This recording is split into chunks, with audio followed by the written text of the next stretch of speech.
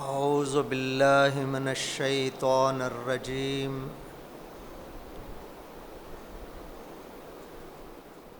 بسم اللہ الرحمن الرحیم الحمد للہ رب العالمین والصلاة والسلام علی سید المرسلین وأہل بیتہ الطیبین الطاہرین المعصومین الذین اذھب اللہ عنہم الرجس وطہرہم تطہیرا۔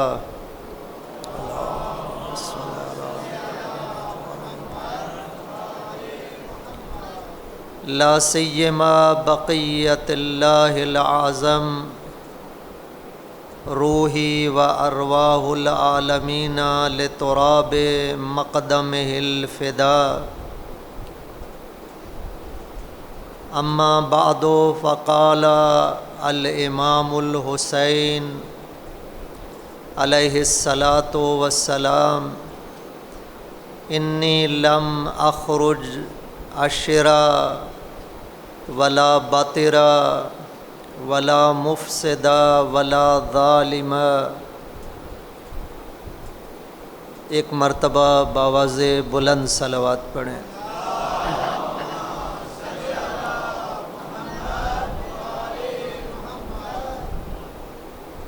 استاد معظم اور محترم کی صحت سلامتی کے لیے ایک مرتبہ باواز بلند صلوات۔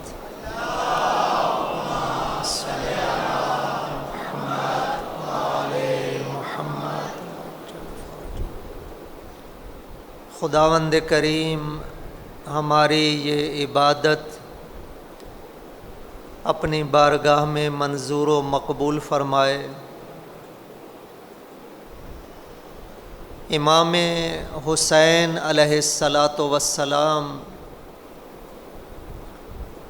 جب مدینہ سے مکہ کی طرف روانہ ہونے لگے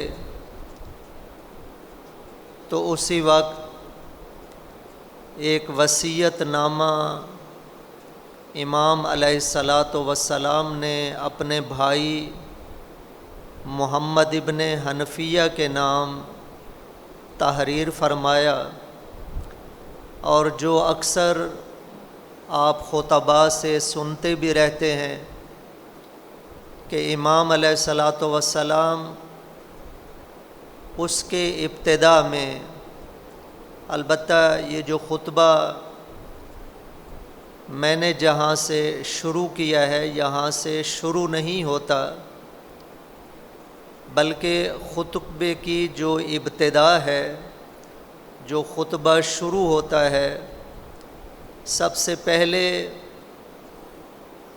امام حسین علیہ الصلاۃ والسلام جو مسلمانوں کے مسلمہ عقائد ہیں ان کو بیان کرتے ہیں، اور یہ فرماتے ہیں کہ جنت حق ہے، جہنم حق ہے، اور اللہ تعالیٰ نے جس چیز کا ہم سے وعدہ کیا ہے وہ بھی حق ہے۔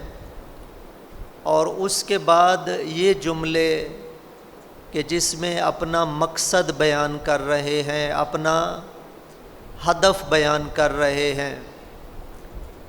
ظاہر ہے کہ ہدف جتنا زیادہ بلند ہوتا ہے، جتنا زیادہ عالی ہوتا ہے، جتنا زیادہ مقدس اور عظیم ہوتا ہے، تو وہ اسی شخص کی زبان پہ اگر جاری ہو کہ جو خود قیام فرما رہا ہے، تو وہ ہمارے لیے بہت ہی اس کا سمجھنا آسان ہو جاتا ہے، بجائے اس کے کہ ہم اپنی طرف سے امام حسین علیہ الصلاۃ والسلام کے قیام کا مقصد اور ہدف بیان کریں۔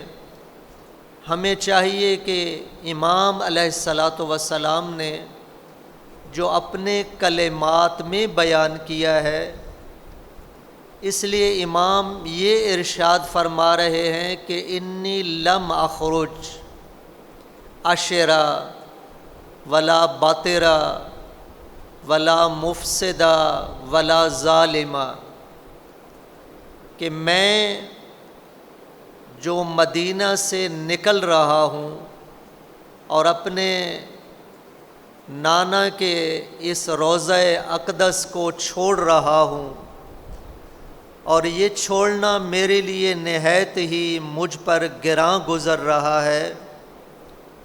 انی لم اخرج عشرا، عشر لفظ جو استعمال ہوتا ہے، بعض نے اس کا معنی متکبر کیا ہے۔ انی لم اخرج عشرا، یعنی میرا جو خروج ہے، میرا جو نکلنا ہے، میرا جو قیام ہے، یہ دوسرے لوگوں کی طرح نہیں ہے، متکبرانہ، خود پسندانہ اور اپنی ذات پر شیفتہ ہو جانا، اس لیے میرا یہ قیام نہیں ہے۔ ولا باطرا، اور دوسرا لوگ جب کہیں سے نکلتے ہیں، گھر سے باہر جب جاتے ہیں، تو ان کا مقصد یہ ہوتا ہے کہ وہ خوش گزرانی کریں اور جائیں، جس طرح ہم تفریح کے لیے جاتے ہیں، سیر و تفریح کے لیے۔ تو امام علیہ الصلاۃ والسلام یہ ارشاد فرما رہے ہیں کہ میں جو قیام کر رہا ہوں، میرے قیام کا مقصد اور ہدف یہ بھی نہیں ہے کہ میں خوش گزرانی کے لیے یا سیر و تفریح کے لیے نکل رہا ہوں، ولا مفسدہ، اور میرا یہ بھی قصد اور ارادہ نہیں ہے کہ میں اس زمین پہ یا اس قیام کے ذریعے میں امت محمدیہ میں فساد ڈالنے کا ارادہ رکھتا ہوں۔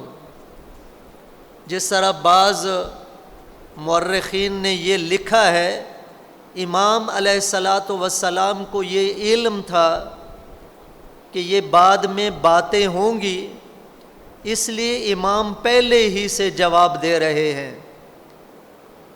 ولا ظالمہ، اور چوتھی چیز یہ ہے کہ میں جو قیام کر رہا ہوں، میرے قیام کا مقصد ظلم نہیں ہے، کیونکہ جب بھی کوئی بڑی شخصیت کسی کے خلاف خروج کرتی ہے، قیام کرتی ہے، تو اس کا ہدف اور مقصد ظلم ہوتا ہے۔ فرمایا کہ میرا مقصد اور ہدف ظلم بھی نہیں ہے، بلکہ میرا ہدف اور مقصد کیا ہے؟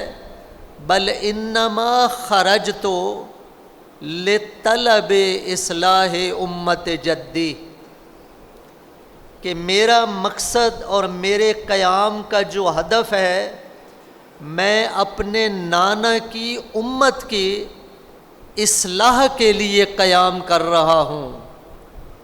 میرا اصل ہدف کیا ہے، میرا اصل مقصد کیا ہے کہ یہ امت محمدیہ جو فاسد ہو چکی ہے، میں ان کو اس فساد سے نکالنا چاہتا ہوں اور اس فساد سے دوبارہ ان کو اصلاح کی طرف لے جانا چاہتا ہوں۔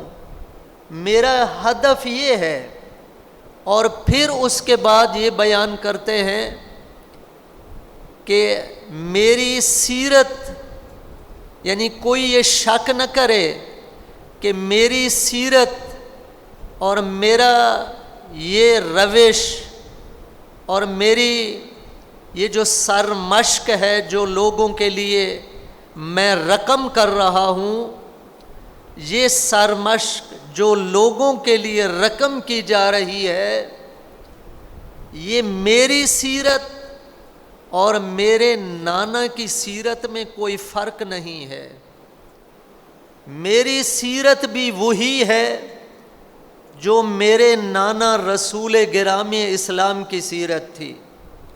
یعنی اگر آج کے زمانے میں میرے نانا بھی زندہ ہوتے تو وہ بھی یہی روش اور یہی طریقہ اختیار کرتے جو میں حسین ابن علی اختیار کر رہا ہوں۔ اور میری سیرت، دوسری بات یہ ہے کہ میری سیرت اور میرے بابا علی ابن ابی طالب کی سیرت میں بھی کوئی فرق نہیں ہے۔ میری وہی سیرت ہے کہ جو میرے بابا علی ابن ابی طالب کی سیرت تھی۔ یعنی اگر اسی زمانے کے اندر میرے بابا علی ابن ابی طالب ہوتے اور ان کے لیے ایسے حالات پیدا کر دیے جاتے تو ان کی سیرت بھی یہی ہوتی جو میری سیرت ہے۔ ہماری سیرت میں کوئی فرق نہیں ہے۔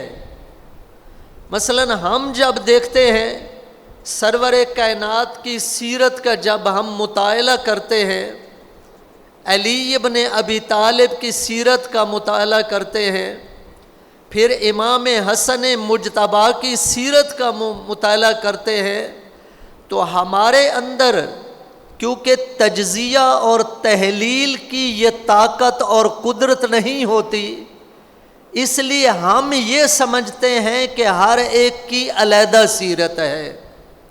البتہ مان لیتے ہیں جب عالم آتا ہے، جب خطیب آتا ہے، بیان کرتا ہے کہ ان سب کی سیرت ایک جیسی ہے، مان لیتے ہیں، لیکن ہمارے اندر اتنی صلاحیت نہیں ہوتی کہ ہم اس کا تجزیہ اور تحلیل کر سکیں اور معاشرے کے سامنے ہم اس کو بیان کر سکیں۔ اس لیے امام حسین علیہ السلام یہ بیان کر رہے ہیں، اور پھر جو آخری چیز ذکر کر رہے ہیں کہ میں ارید ان آمر بالمعروف، اور میں کیا چاہتا ہوں؟ میں امر بالمعروف چاہتا ہوں، وانہا عن المنکر، اور میں منکر سے روکنا چاہتا ہوں۔ یہ میرا ہدف ہے، میری سیرت وہی سیرت ہے، اور میرا ہدف اور مقصد اپنے نانے کی امت کی اصلاح ہے، لیکن وہ اصلاح کس ذریعے ممکن ہو سکتی ہے؟ وہ اصلاح امر بالمعروف اور نہی از منکر کے ذریعے میسر ہو سکتی ہے۔ یعنی امر بالمعروف اور نہی از منکر ایک ایسا فریضہ ہے کہ اگر یہی معاشرے کے اندر رائج ہو جائے تو یہی امت محمدیہ دوبارہ اسی روش پہ چل سکتی ہے جس طرح سرور کائنات کے دور میں چل رہی تھی۔ لیکن ہم کیا کرتے ہیں؟ ہم کیونکہ امر بالمعروف اور نہی از منکر کو چھوڑ دیتے ہیں، ہم یہ سمجھتے ہیں کہ امر بالمعروف اور نہی از منکر یہ فقط علماء کا کام ہے، یہ فقط طلاب کا کام ہے، یہ فقط ان لوگوں کا کام ہے جن کے سر پہ عمامہ ہو اور جن کے دوش پہ ابا و قبا ہو۔ نہیں، بلکہ یہ امر بالمعروف اور نہی از منکر ایک ایسا فریضہ ہے جس طرح ایک عالم پر واجب ہے، اسی طرح امت محمد مصطفیٰ پر بھی واجب ہے۔ لیکن آج یہ بتائیں کہ کیا اس فریضے پہ عمل ہو رہا ہے؟ کیا امر بالمعروف اور نہی از منکر پہ عمل ہو رہا ہے؟ نہ عالم عمل کر رہا ہے، امت تو بالکل اس سے کوسوں دور ہے۔ عالم بھی اگر بیان کرتا ہے تو وعظ و نصیحت کرتا ہے، لیکن استاد محترم یہ مفصل بیان کر چکے ہیں کہ وعظ و نصیحت کیا ہے اور امر بالمعروف اور نہی از منکر کیا چیز ہے۔ یہ علیحدہ علیحدہ دو چیزیں ہیں، وعظ و نصیحت، امر بالمعروف۔ یہ امام حسین علیہ السلام کا قیام اتنا مقدس ہے، اتنا عظیم ہے، اتنا پاک ہے، اتنا منزہ ہے کہ علی کا بیٹا حسین خود اپنے اس قیام کا مقصد خود بیان کر رہا ہے۔ اور یہ تین چیزیں ضروری ہوتی ہیں کہ اگر یہ دیکھنا ہے کہ یہ قیام مقدس ہے یا مقدس نہیں ہے، اگر کسی قیام کی عظمت کا اندازہ لگانا ہے، اگر کسی قیام کے مقدس ہونے کا اندازہ لگانا ہے، اور یہ اندازہ لگانا ہے کہ یہ بہت ہی عظیم قیام ہے، ایک عظیم تحریک ہے، ایک عظیم حرکت ہے، تو قیام مقدس ہونے کے لیے تین عوامل یا تین شرائط کا ہونا ضروری ہے۔ پہلی شرط یہ دیکھنی چاہیے کہ وہ قیام کرنے والا جس مقصد کے لیے قیام کر رہا ہے، کیا اس کا مقصد کہیں اپنی ذات کو نمایاں کرنا تو نہیں ہے؟ کیا وہ اپنے آپ کو نمایاں کرنا چاہتا ہے؟ کیا وہ لوگوں کے اندر اپنی شخصیت کو بیان کرنا چاہتا ہے؟ کیا وہ لوگوں کے اندر اپنی فردی زندگی کو بیان کرنا چاہتا ہے؟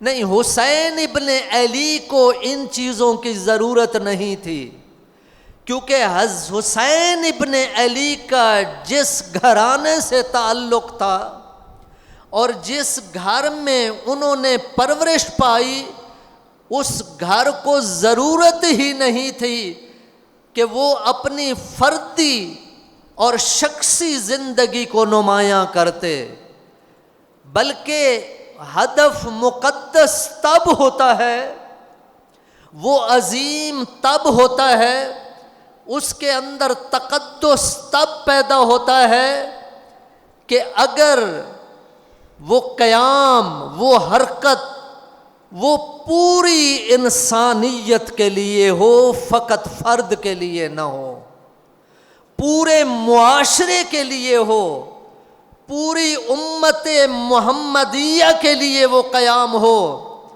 اس لیے امام حسین علیہ السلام کے قیام کی طرف جب بندہ غور و فکر کے ساتھ یہ مطالعہ کرتا ہے تو انسان کو پتہ چلتا ہے کہ امام کا یہ قیام اپنی شخصیت اجاگر کرنے کے لیے نہیں تھا، بلکہ عالم انسانیت کو نجات دینا چاہتے تھے۔ لیکن کیا انسانوں نے اس کو سمجھا؟ جس طرح آج دیکھیں، آج اگر کوئی انسان اس قسم کا اس کا ہدف مقدس ہے اور عظیم اگر اس کا ہدف ہے اور مقصد ہے، تو آپ یہ بتائیں کہ کتنے لوگ اس کے ہمراہ ہوتے ہیں، کتنے لوگ ہوتے ہیں جو اس کی بات کو سمجھتے ہیں اور سمجھنے کے بعد اس کی بات کو پھیلاتے ہیں۔ آپ پاکستانی معاشرے کے اندر زندگی گزار رہے ہیں، ہم اسی معاشرے میں ہیں، اور روزانہ ہم یہ ملاحظہ بھی کر رہے ہیں کہ اگر ایک شخصیت وہ اپنی فردی زندگی سے ہٹ کر وہ فقط تشیع کو زندہ کرنا چاہتی ہے، بلکہ تشیع سے بڑھ کر وہ انسانیت اور مسلمان ہونے کے حوالے سے مسلمانوں کو زندہ کرنا چاہتا ہے، اور مسلمانوں کے اندر روح پھونکنا چاہتا ہے، اور ان مردہ ضمیروں کو بیدار کرنا چاہتا ہے۔ تو وہیں پہ وہی لوگ کھڑے ہو جاتے ہیں اور اسی حرکت اور نہضت کے سامنے روڑے اٹکانا شروع کر دیتے ہیں۔ کیا آج یہ نہیں ہو رہا؟ آپ مجھ سے زیادہ بہتر جانتے ہیں، آپ اسی معاشرے کے اندر ہیں کہ ایک انسان کا ہدف کیا ہے، ایک انسان کا مقصد اس کی اپنی ذات نہیں ہے۔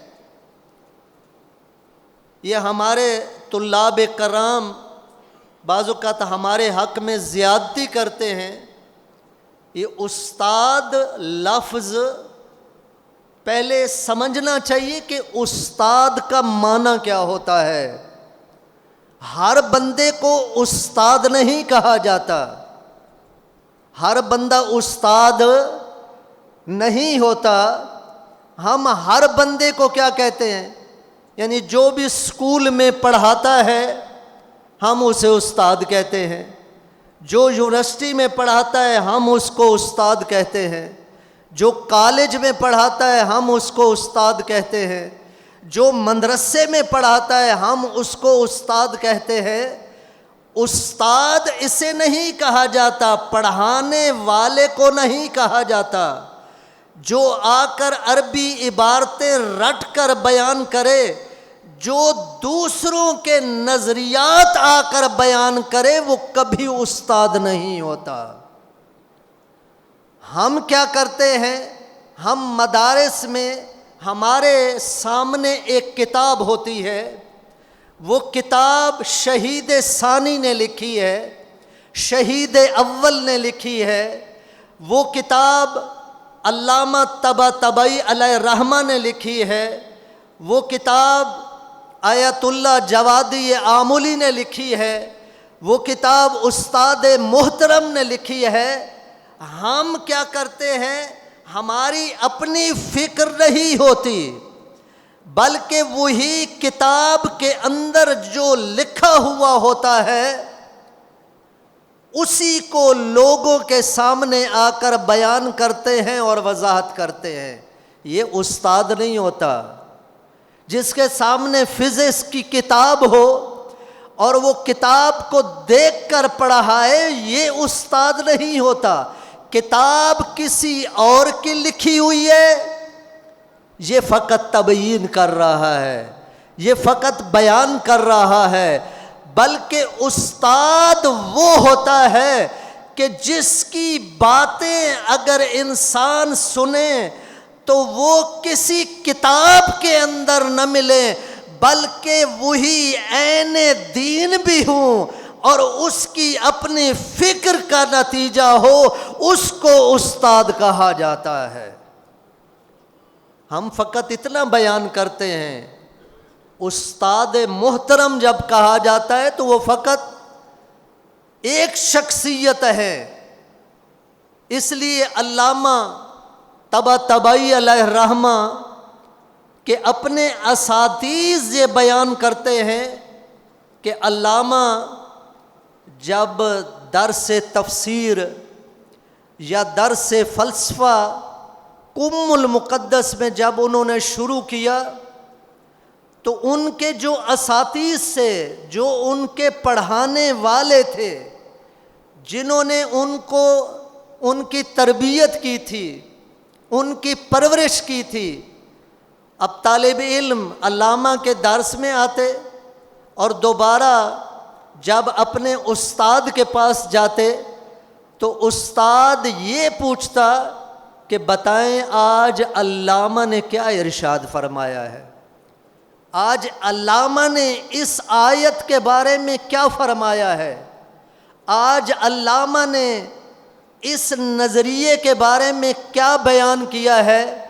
تو وہ شاگرد اپنے استادوں کے سامنے جا کر بیان کرتے تھے اور وہی استاد علامہ کے بھی استاد ہوا کرتے تھے، لیکن وہ یہ کہا کرتے تھے یہ باتیں ہم نے تو علامہ کو نہیں بتائی، یہ ہم نے تو نہیں پڑھائی، یعنی ہم نے تو یہ باتیں نہیں بیان کی، ہم نے ان کو پڑھا ہی نہیں ہے۔ تو یہ جو بیان کرتا ہے اس کا مقصد یہ ہے کہ اللہ تعالی کی ذات نے ایک شخص کو اتنے بڑے علم سے نوازا ہے کہ اللہ تعالیٰ اس ذات پر ایک الہام کی کیفیت نازل کر دیتا ہے، اور جب یہ ممبر پہ بیٹھتا ہے تو ممبر پہ بیٹھ کر استادوں کی باتیں نہیں کرتا، بلکہ وہی عرش معلی کے ساتھ جب اس کا رابطہ ہوتا ہے تو وہی الہامانہ گفتگو لوگوں کے سامنے بیان کرتا ہے۔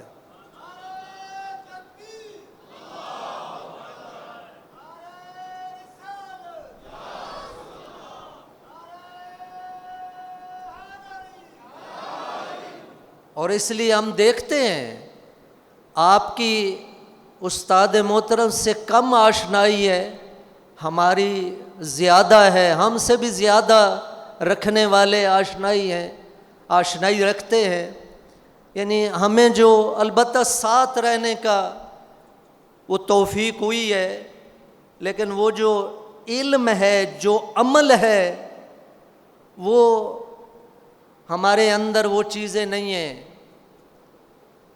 یعنی ان کے ساتھ رہے ہیں، ابھی بھی ان سے محبت کرتے ہیں، لیکن محبت کے ساتھ جب آدمی دیکھتا ہے تو ساتھ جب کسی شخص سے بندہ محبت کرتا ہے تو محبت کا یہ تقاضا ہوتا ہے کہ اس کے اندر تھوڑی سی خوشبو تو اس فرد کی آنی چاہیے یا نہیں آنی چاہیے۔ مثلا ہم اپنی گفتگو کو دیکھ لیں، ہم اپنے عمل کو دیکھ لیں، ہم اپنے رفتار کو دیکھ لیں، ہم اپنے اٹھنے بیٹھنے کو دیکھ لیں، کون سی باتیں ہیں جو ہماری استاد محترم سے مطابقت رکھتی ہیں؟ کوئی رکھتی ہیں؟ نظر تو نہیں آتی، مجھے تو نظر نہیں آتی اپنے اندر۔ تو مطابقت ہونی چاہیے، تب بندہ یہ کہہ سکتا ہے۔ لہذا سب سے پہلی چیز کیا ہے کہ ایک ہدف جب مقدس ہے، عظیم ہے، تو اس کے تقدس اور اس کے مقدس ہونے اور اس کے باعظمت ہونے کی پہلی شرط کون سی ہے؟ پہلی شرط یہ بیان کی ہے کہ وہ ہدف ایسا ہونا چاہیے جو شخصی نہیں ہونا چاہیے، جو فردی نہیں ہونا چاہیے، اس فرد کو اس کا فائدہ نہ پہنچے، اس کے قبیلے کو فائدہ نہ پہنچے، اس کے خاندان کو وہ فائدہ نہ پہنچے، اس کے شاگردوں کو فقط وہ فائدہ نہ پہنچے، بلکہ فائدہ اتنا ہونا چاہیے کہ وہ پوری انسانیت اس سے مستفید ہو رہی ہو۔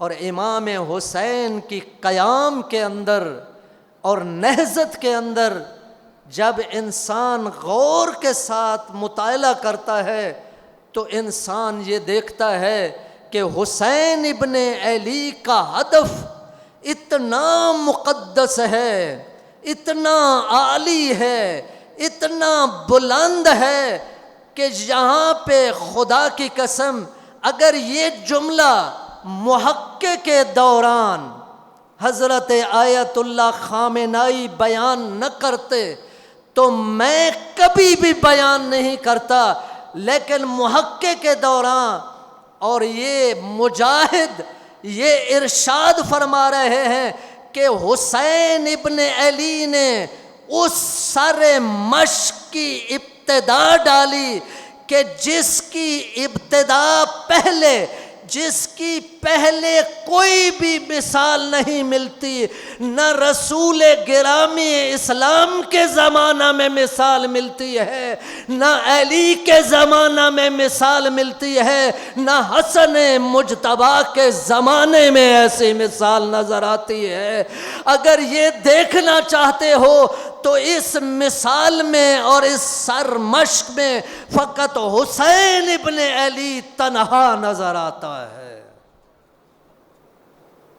یہ اتنا عظیم ہدف ہے، اتنا بڑا مقصد ہے، لیکن اس ہدف اور مقصد کو دیکھیں، استاد محترم جمعے کے خطبے میں یہ بیان کر رہے تھے کہ ہمارے ائمہ اطہار کیوں اتنی تاکید فرماتے تھے، جبکہ باقی ائمہ کی زیارت کے بارے میں اتنی تاکید نہیں ہے، لیکن ہر امام اپنے قدموں کے ساتھ چل کر حسین ابن علی کے روضہ پہ گیا ہے، اور پھر جو فضائل بیان کیے، یہ وجہ کیا تھی، کیوں اتنا زیادہ اہتمام ائمہ نے کیا، یہ اس کا مقصد کیا ہے، ہدف کیا ہے؟ کیونکہ ائمہ کے مقابلے میں اگر دیکھا جائے تو بنو امیہ نے اسی قیام امام حسین اور نہضت حسینی کو روکنے کے لیے اپنی ایڑی چوٹی کا زور لگایا، اپنی پوری توانائی انہوں نے صرف کی، لیکن خدا کی قسم آج بنو امیہ مٹ چکی ہے، لیکن حسین ابن علی کا آج بھی دیکھتے ہیں کہ آج بھی ان کا نام روشن سے روشن تر ہوتا جا رہا ہے۔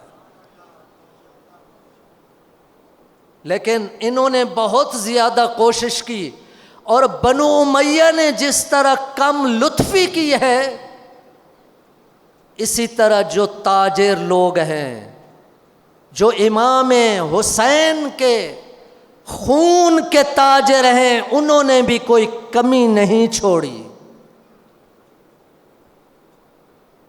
شہید مطہری علیہ الرحمہ کی کتاب حماسہ حسینی، یہ جوانوں کو چاہیے ضرور پڑھیں اس کو، اس کا اردو میں ترجمہ بھی ہو چکا ہے، اگر فارسی میسر نہیں ہے، نہیں آتی، یہ ضرور پڑھیں، یقین جانے بہت ساری چیزیں کھلتی ہیں۔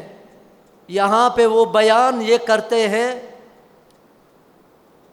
کہ جب محدث نوری علیہ الرحمہ، جنہوں نے بہت عظیم کتاب لکھی ہے، یعنی یہ امام حسین کے منبر، یہ منبر کون سا ہے؟ جس پر مجھ جیسا ایک گنہگار انسان بیٹھا ہوا ہے، یہ منبر حسینی، اس منبر کے انہوں نے سیڑھیاں ذکر کی ہیں، پلے ذکر کیے ہیں کہ اس منبر حسینی کے وہ کون سی سیڑھیاں ہیں، اگر وہ طے کی جائیں تو پھر انسان امام حسین کے ہدف اور مقصد تک پہنچ سکتا ہے۔ اور اسی کا اگر آپ مطالعہ کریں جو انہوں نے یہ کتاب لکھی ہے، ایک تو یہ ہے کہ انہوں نے یہ فرمایا کہ منبر کی پہلی سیڑھی صدق اور سچائی اور سچ ہے۔ امام حسین کے منبر کی پہلی سیڑھی کیا ہے؟ وہ سچائی ہے، وہ صدق ہے، جس کے اندر ذرہ برابر بھی جھوٹ اور کذب نہیں ہونا چاہیے۔ آج منبر حسینی کی کیا حالت ہے؟ آج کیا جھوٹ نہیں بولا جا رہا؟ آج جھوٹ اور کذب کا سہارا نہیں لیا جا رہا؟ اسی منبر پر آ کر ایسی جھوٹی اور ایسی کاذبانہ گفتگو کی جاتی ہے کہ انسان پناہ مانگتا ہے. اور وجہ کیا بیان کی جاتی ہے؟ وجہ یہ بیان کی جاتی ہے کہ بھائی اگر ہدف انسان کا مقدس ہو، اگر ہدف انسان کا اعلیٰ ہو، اگر ہدف انسان کا عظیم ہو، تو پھر وسیلہ جیسا بھی ہو کوئی پرواہ نہیں ہے. یہ ہے نا دنیا میں رائج. آپ دیکھتے ہیں ڈکیٹی کر کے، چوری کر کے، چوری کا مال لگانا کس پہ ہے؟ مسجد پہ. تعمیر کیا کرنی ہے؟ مسجد کرنی ہے. کسی کا گھر جلا کر لوٹ کر کام کیا کرنا ہے؟ امام بارگاہ بنانی ہے. کسی کا گھر لوٹ کر جلا کر پوری ملت تشیع کا سرمایہ بیچ کر کام کیا کرنا ہے؟ مدرسہ بنانا ہے.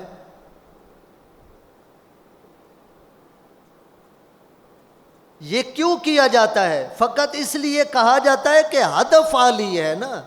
انسان کا جب ہدف اچھا ہو، یہ آپ دیکھیں کتنے ہمارے ملک کے اندر لوگ ہیں جو سمگلنگ کرتے ہیں اور سمگلنگ کرنے کے بعد پھر حج پر بھی جاتے ہیں اسی پیسے کے ساتھ. پھر جب واپس آتے ہیں تو اپنے ساتھ الحاج بھی لکھاتے ہیں. کتنے لوگ آپ کے محلے میں ہوں گے جن کو آپ جانتے ہوں گے. ان سے اگر پوچھا جائے تو وہ یہی کہتے ہیں بھائی ہدف مقدس ہے. ہدف کیا ہے؟ ہم نے کربلا جانا ہے. ہدف کیا ہے؟ ہم نے حج بیت اللہ پہ جانا ہے. ہدف کیا ہے؟ ہم نے مسجد بنانی ہے. ہدف کیا ہے؟ امام حسین کے عزاداروں کو امام حسین کے غم میں رلانا ہے. لیکن وسیلہ کیا ہے؟ کہتے ہیں وسیلے سے ہمیں کیا سروکار، وسیلہ جیسا بھی ہو. یہ ہدف وسیلے کو بھی کیا بنا دیتا ہے؟ مقدس بنا دیتا ہے. یہ بھی اس کو کیا بنا دیتا ہے؟ مباح کر دیتا ہے. حرام کو کیا کر دیتا ہے؟ حلال کر دیتا ہے. آج یہی ہو رہا ہے نہیں ہو رہا؟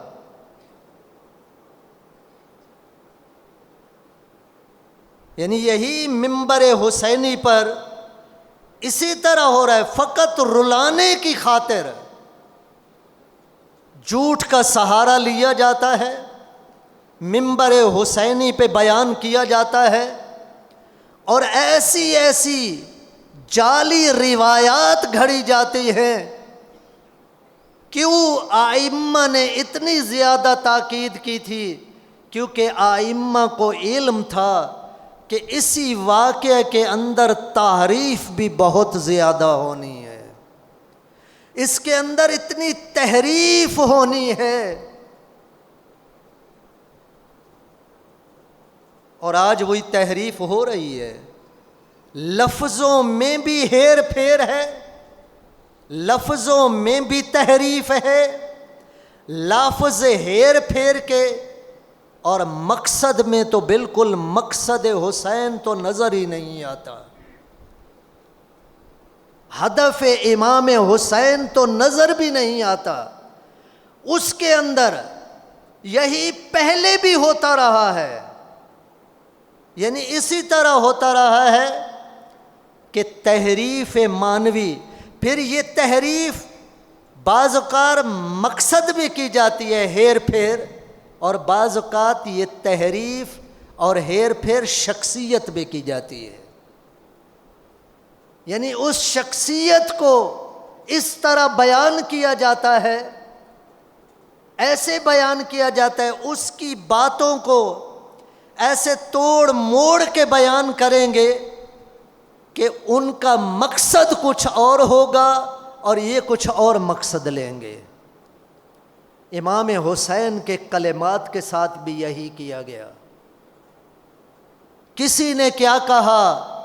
ابھی بھی کتابیں بھری ہوئی ہیں جنہوں نے کتابیں لکھی ہیں، امام حسین کے مقصد کو جب بیان کیا تو اس طرح بیان کیا۔ اسی طرح شخصیت میں بھی کیا کی جاتی ہے؟ تحریف کی جاتی ہے۔ شخصیت کی بات کو سیاق و سباق سے ہٹ کر بیان کیا جاتا ہے، اور یہ آپ کے سامنے لاکھوں مثالیں ہیں، ہزاروں مثالیں آپ کے سامنے موجود ہیں۔ تو پہلی چیز جو بیان کر رہا تھا، عرض کر رہا تھا کہ ہدف مقدس تب ہوتا ہے کہ اگر وہ ہدف کون سا ہونا چاہیے؟ جو جہانی ہو، جس کا پوری انسانیت کے ساتھ تعلق ہو۔ اور سب سے بڑی رکاوٹ اس زمانے کے لوگ اس کو سمجھ نہیں سکے۔ جب میرے آقا امام حسین علیہ الصلاۃ والسلام نے جگہ جگہ پہ رک کر خطبے دیے، مدینہ سے لے کر پھر مکہ 4 مہینے قیام، پھر مکہ سے لے کر کوفہ تک 15 منازل جو طے کی، ہر منزل پہ دیکھیں کتنے خطبات ہیں، اور اس میں اپنا مقصد بیان کیا۔ لیکن کل بھی بیان کیا تھا کہ وہی مدینۃ الرسول جس میں اصحاب نبی موجود تھے، حسین ابن علی کی بات سمجھنے سے قاصر تھے، یا جو سمجھ بھی رہے تھے ان کے اندر جرت نہیں تھی، خوف اتنا زیادہ طاری تھا کہ وہ بات کرنے پر آمادہ نہیں تھے، ان پہ کی زبان پہ لکنت جاری ہو جایا کرتی تھی کہ اگر ہم نے یزید کے خلاف ایک کلمہ کہا تو یہ ہماری پوری نسلیں برباد کر دے گا۔ اور امام نے وہاں پہ بھی بیان کیا، الا ترون ان الحق لا یعمل بہ، الا خبردار، الا خطرے کی گھنٹی ہوتی ہے، یعنی امام خطرے کی گھنٹی بجا رہے ہیں، اور کیا فرما رہے ہیں؟ کیا آپ نہیں دیکھ رہے؟ کیا آپ کے سامنے نہیں ہو رہا؟ کیا آپ کی آنکھیں مشاہدہ نہیں کر رہی کہ حق پر عمل نہیں کیا جا رہا؟ حق نظر نہیں آ رہا، نہ سیرت علی ابن ابی طالب نظر آ رہی ہے، نہ سیرت رسول نظر آ رہی ہے، اور حتیٰ کہ سیرت خلفاء بھی نظر نہیں آ رہی۔ یعنی وہی جو خلفاء کو مانتے ہیں، کم از کم خلفاء کی سیرت بھی نظر آتی، لیکن امام حسین جگہ جگہ پہ کہہ رہے ہیں، اور پھر فرما رہے ہیں کہ اذ بلیت الامت برأی مثل یزید علی الاسلام السلام، کہ جب امت کا سربراہ اور نگہبان یزید جیسا شخص ہو جائے تو پھر اس اسلام پر 1000 مرتبہ سلام بھیجنا چاہیے۔ پھر اس اسلام کی کیا ضرورت ہے؟ کیا مدینے کے لوگ نہیں سن رہے تھے یہ باتیں؟ جس طرح آج ہم استاد محترم کے خطبات سنتے ہیں، خطبات تو ہم سارے سنتے ہیں، باتیں تو ہم ساری سنتے ہیں، اس وقت بھی اصحاب سن رہے تھے، لیکن سننے کے باوجود بھی اتنا زیادہ سقوط ہے، اتنا زیادہ زبانوں پہ تالا لگ چکا ہے، اتنی تجزیہ اور تحلیل کی گنجائش نہیں ہے کہ امام حسین شہید ہو جاتے ہیں، اور امام حسین کی شہادت کے بعد جب مدینے والوں کو خبر پہنچتی ہے کہ امام حسین کا پورے جتنے بھی جوان تھے، اصحاب تھے، سب شہید ہو گئے ہیں، اور خاندان رسالت ماب کی بیٹیوں کو اسیر بنا لیا گیا ہے، تو یہ یقین نہیں کر رہے تھے، یہ کہہ رہے تھے کیسے ممکن ہے، یہ کس طرح ہو سکتا ہے، اتنا جلدی امت بدل جائے۔ انہوں نے پھر عبداللہ نامی جو حنظلہ غسیل الملائکہ ان کے بیٹے ہیں، ان کی سربراہی میں ایک وفد بھیجا۔ تعجب بات دیکھیں سنیں، امام حسین جو نواسہ رسول ہے اس کی بات نہیں مانی، اس کی بات نہیں سنی، وہ یہاں سے اپنے قیام کا مقصد بیان کر کے چلے گئے۔ اور اس سے پہلے بھی خطبۃ المنا بھی جہاں پہ پورے علماء کو خطاب کیا تھا وہاں پہ بھی بیان کیا، لیکن پورے وہاں پہ مدینہ کے لوگ وہ ٹس سے مس نہیں ہوئے، لیکن جب شہادت آتی ہے تو یہ وفد بھیجتے ہیں، اور یہ وفد اسی عبداللہ کی سربراہی میں جاتا ہے۔ عبداللہ وہاں پہ شام میں جا کر قیام کرتا ہے، اور قیام کرنے کے بعد جب واپس آتا ہے تو مدینے کے لوگ اس وفد کے ارد گرد جمع ہو جاتے ہیں، اور اس عبداللہ سے یہ پوچھتے ہیں کہ بتائیں آپ نے کیا دیکھا۔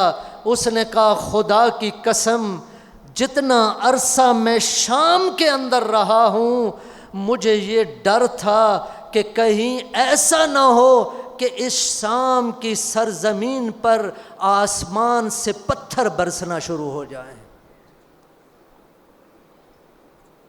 کہا ایسا حکمران مسند رسول پہ بیٹھ چکا ہے جو علنی شراب پیتا ہے، جو قمار بازی کرتا ہے، جو میمون باز ہے، حتیٰ کہ اسی نے کہا کہ ایسا شخص بیٹھا ہے جو محارم کے ساتھ نکاح کو بھی جائز سمجھتا ہے۔ پھر اس کے بعد کیا ہوا؟ جب انہوں نے بیان کیا تو وہاں پہ بڑے مقدس لوگ تھے، بڑے نیک لوگ بیٹھے ہوئے تھے، انہوں نے کہا عجیب ایسی حالت ہو گئی ہے، اس طرح کا حکمران آ گیا ہے۔ تو پھر یہ عبداللہ کہتا ہے اس کے 8 بیٹے تھے، کہا خداوند کریم کی قسم کھا کے کہتا ہوں اگر کوئی بھی میرا ساتھ نہ دے تو میں 8 بیٹوں کو ساتھ لے کر اس یزید کے خلاف قیام کروں گا۔ اور 8 بیٹے بھی قربان کر دیے، خود بھی قربان ہو گیا، لیکن پھر بھی مدینہ کے لوگوں نے ساتھ نہیں دیا۔ یہ وہ مدینہ ہے۔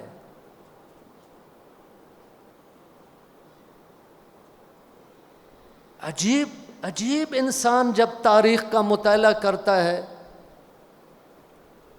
تو یہ پہلی شرط ہے، پہلی شرط یہاں پہ نظر نہیں آ رہی ہمیں۔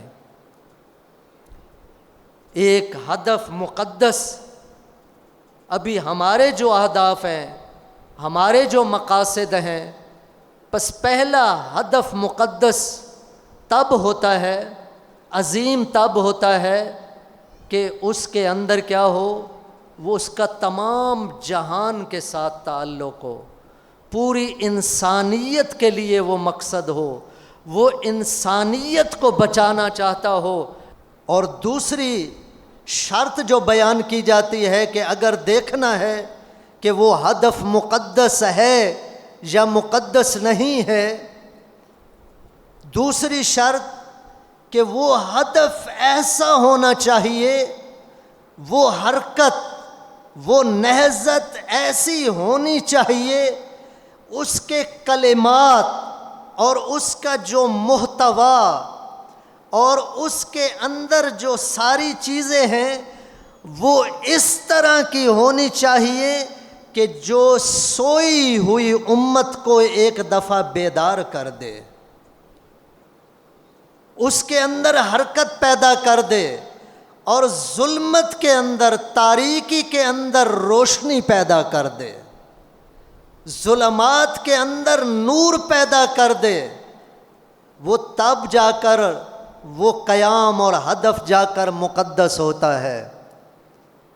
اور آپ دیکھیں کہ امام حسین علیہ الصلاۃ والسلام کے زمانے میں جب ہر طرف سناٹا ہی سناٹا تھا، ہر طرف سکوت ہی سکوت تھا، کسی کو جرت ہی نہیں تھی کہ وہ یزید کے خلاف اپنی زبان کھولتا اور لوگوں کے سامنے بیان کرتا، کیونکہ اس کو پتہ تھا کہ میرے اہل و عیال کو خراب کر دیا جائے گا، ہمارے گھروں کو مسمار کر دیا جائے گا، ہمیں برباد کر دیا جائے گا۔ لیکن پھر بھی آپ دیکھیں، اسی میں دیکھیں امام حسین علیہ الصلاۃ والسلام تنہا کھڑے ہوتے ہیں، اور اسی نہضت کے اندر دیکھیں تو پھر اسی نہضت اور حرکت اور اسی قیام نے وہ ایک ایسی چنگاری ثابت ہوئی، وہ ایسی روشنائی ثابت ہوئی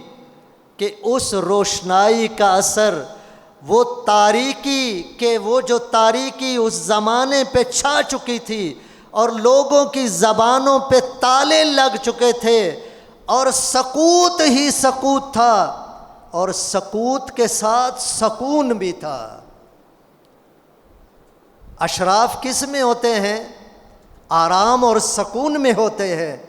تو وہ جو اشراف تھے، چاہے مکے کے اندر تھے، مدینہ کے اندر تھے، وہ سکون میں تھے، وہ آرام میں تھے، لیکن امام حسین کے اس قیام نے اس کے اندر ایک ایسا ولولہ ایجاد کیا، ایک ایسی حرکت ایجاد کی، ایک ایسی حرکت کہ فقط امام حسین کے کلمات نہیں، بلکہ یہی امام حسین کی یہ امام حسین علیہ الصلاۃ والسلام کی عالمہ اور فاضلہ بہن زینب، علی کی یہ شجاع بیٹی جب شام میں جا کر یہ خطبہ دیتی ہے تو اس وقت یہی بیان کیا جاتا ہے، سارے مورخین بیان کرتے ہیں کہ ہر طرف سے شور و غل تھا،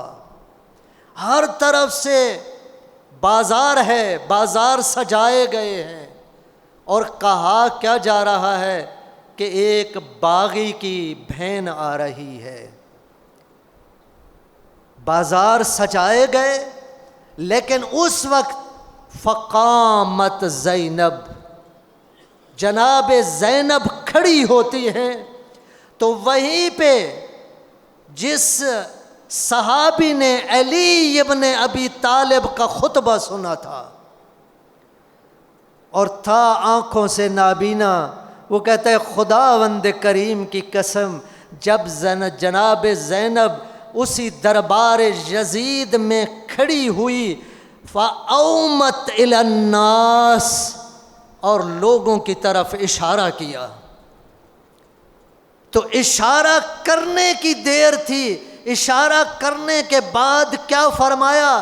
ایھا الناس، اے لوگو، ہر طرف سے شور و غل ہے، ہر طرف سے غل غپاڑا ہے، ہر طرف سے ڈھول بج رہے ہیں، ہر طرف سے شادیانے بج رہے ہیں، ہر طرف سے خوشی کا سما ہے، لیکن وہی جناب زینب نے جب یہ جملہ کہا کہ خاموش ہو جاؤ، تو یہاں پہ تاریخ یہ لکھتی ہے کہ جو نفس، جو سانس جہاں پہ تھا وہ سانس وہاں پہ رک گیا۔ یہ عجیب بات ہے، سانس رک جائے، سانس اپنی جگہ پہ واپس آ جائے، رک جائے۔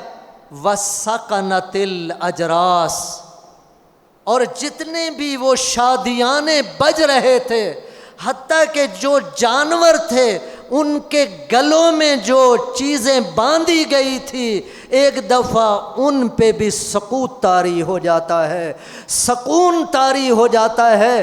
تو تو یہ دیکھیں وہی حسین کی حرکت کی بنیاد ہے، یہ حسین کے قیام کی بنیاد ہے، یہ حسین کے قیام کی برکت ہے کہ جناب زینب کے کلمات میں یہ صحابی یہ کہتا ہے کہ اللہ کی قسم میں یہ سمجھا کہ آج کہیں شام میں، دربار شام میں دوبارہ علی ابن ابی طالب تو زندہ نہیں ہو گئے۔ یہ خطبہ وہی علی کا لہجہ تھا، لیکن کمال ہے اس زینب کا۔ اس لیے تیسری میں بیان نہیں کر سکا، انشاءاللہ اگر اللہ تعالیٰ،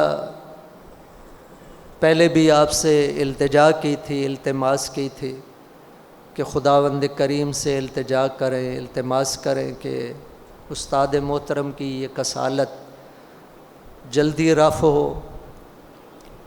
میں تو یقین جانیں کہ میں مجلس کے لیے حاضر ہو رہا تھا اور یہ جوان جو ہے وہ راستے میں نے لباس بھی نہیں پہنا ہوا تھا، اور ویسے ہی مجلس کے لیے جس طرح آپ آئے میں بھی استاد کو سننے کے لیے حاضر ہو رہا تھا، تو انہوں نے بتایا کہ آپ نے مجلس اعزا سے خطاب کرنا ہے۔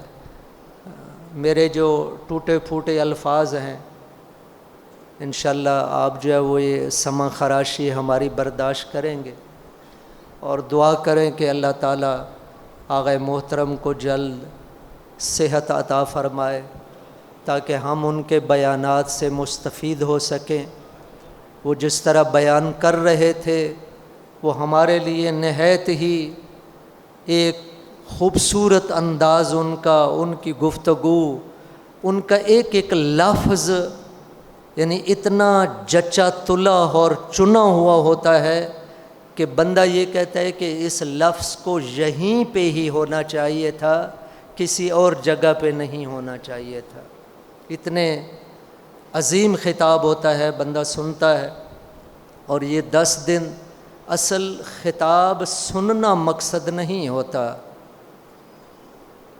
بلکہ تبدیلی مقصود ہوتی ہے۔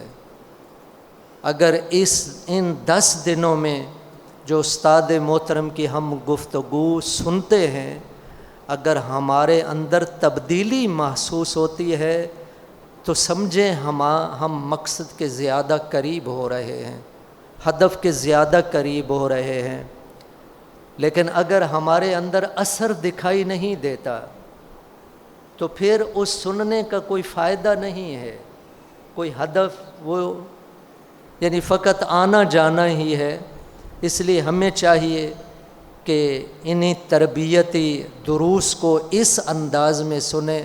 میں اکثر اپنے طلاب سے بھی یہ گزارش کرتا رہتا ہوں، اور اپنے طلاب سے یہ کہتا ہوں کہ مثلا جب ہم آقا کی گفتگو سنتے ہیں، مثلا میں خود جب میں سن رہا ہوں تو سب سے پہلے میرے ذہن میں یہ ہونا چاہیے کہ یہ آقا مجھے خطاب کر رہے ہیں۔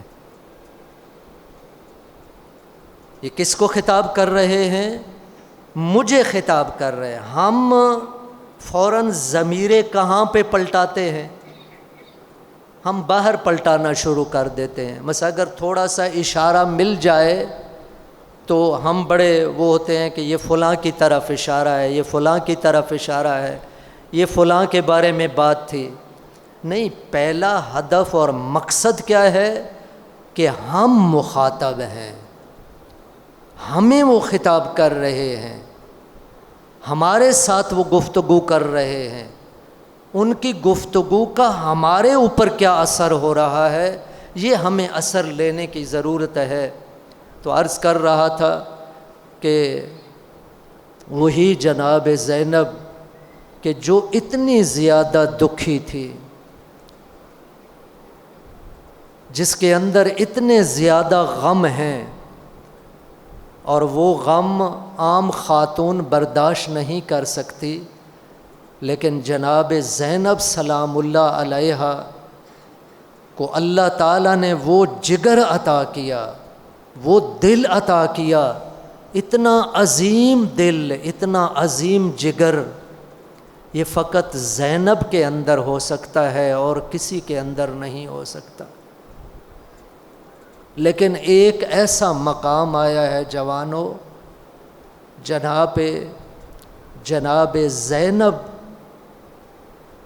اتنے مصائب برداشت کرنے والی خاتون، ایک ایسا مرحلہ آتا ہے کہ جناب زینب بھی یہ کہتی ہیں کہ اے حسین، زینب نے کبھی یہ سوچا نہیں تھا، زینب کے دل میں کبھی یہ بات نہیں آئی تھی۔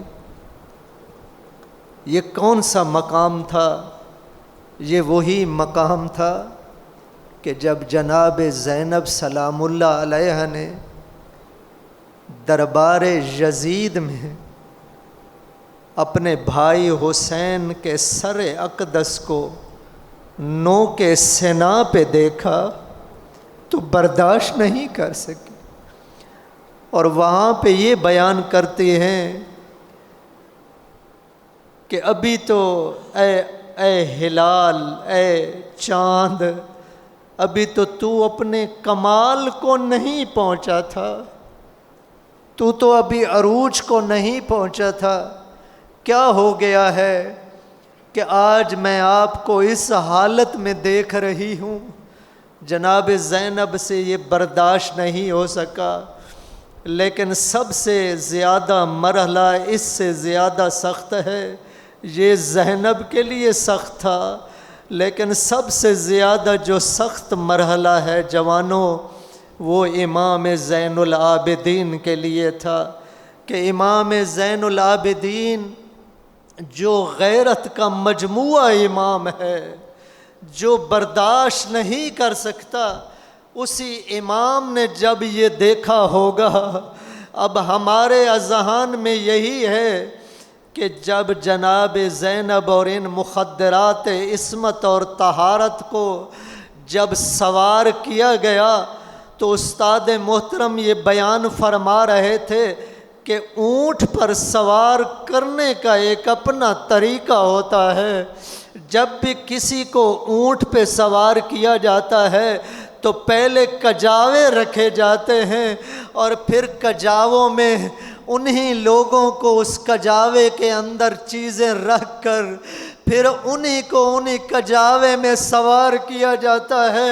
لیکن اللہ گواہ ہے، یہی رسول کی بیٹیوں کو جب اونٹوں پہ سوار کیا گیا تو یہ اونٹ کیسے تھے؟ جن پہ پالان بھی نہیں تھے، جن پہ کجاوے بھی نہیں تھے، اور اس حالت میں سوار کیا گیا کہ تاریخ یہ لکھتی ہے کہ ایک نحیف انسان ہے جو اونٹ پہ سوار ہے، اس کے دونوں بازو رسن کے ساتھ بندھے ہوئے ہیں اور اس کے پاؤں بھی بندھے ہوئے ہیں، لیکن وہی کون شخص ہے؟ وہ ہمارا مولا اور آقا امام زین العابدین ہے۔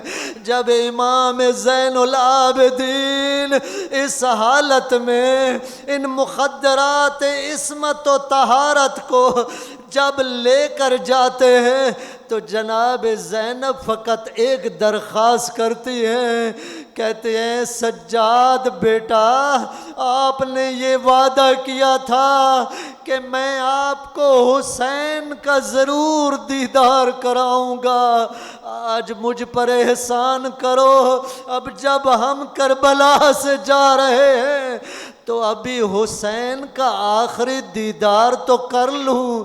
اب کیا ہوتا ہے مومنو جوانو، یہاں پہ جب امام سجاد لے کر جناب زینب کو لے کر آتے ہیں تو ایک پتھروں کی ڈھیری کی طرف اشارہ کرتے ہیں، اشارہ کر کے کہتے ہیں پھپھی اماں ذرا دیکھو تو صحیح، اس اسی پتھروں کی ڈھیری کے نیچے تیرا بھائی حسین سویا ہوا ہے۔